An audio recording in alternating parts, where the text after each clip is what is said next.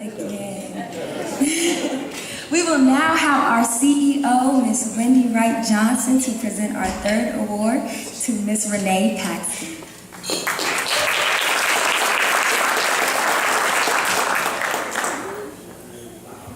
Isn't she beautiful?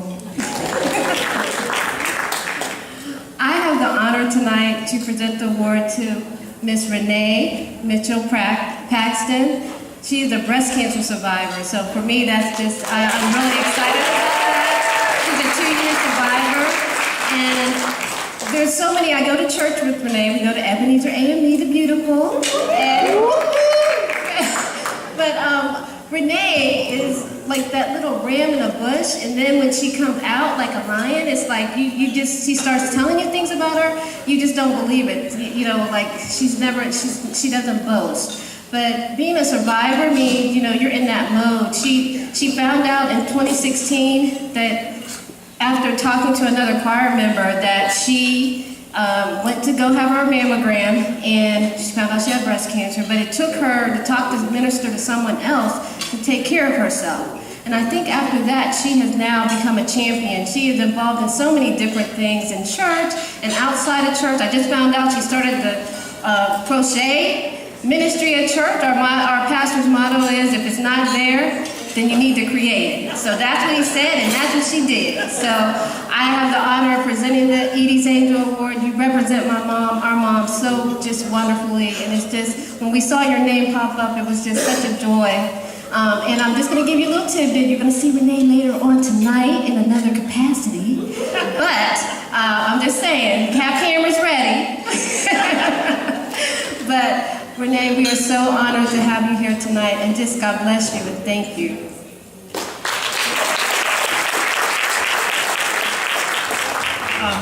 I want to thank the foundation. I was surprised to get this, but I'm definitely honored, humbled. And to the survivors out there, it wasn't easy. And I know some of you can remember the call you got back after you did the test.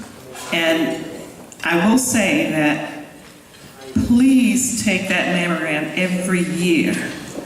When I retired from a lot of things. And I retired from getting my mammogram. 2 years I didn't take it. And so the third year, after what she said about a choir friend saying that she had been diagnosed, I said, you know what? Sometimes God tells you things through others. And I listened to her, and I went and got the test, and I was diagnosed with the cancer in October of 2016.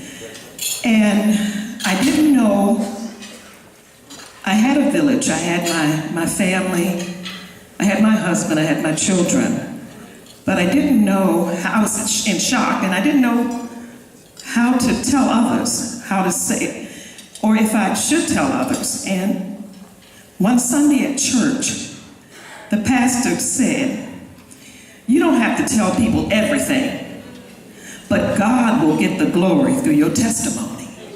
So that was a message from me. I didn't have to tell anybody anything, except the village, the people that I wanted to know.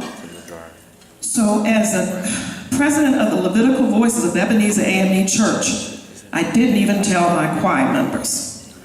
All the way up through Valentine's Day 2017, I walked into church right before we were going to worship, and I said, choir, I have a testimony. And I said, my testimony is that Valentine's Day was my last chemo treatment. And they were like, what? You don't look like it. How are you supposed to look, y'all? How are you supposed to look? I said, you don't look sick, you don't look. Gave God the glory through my testimony.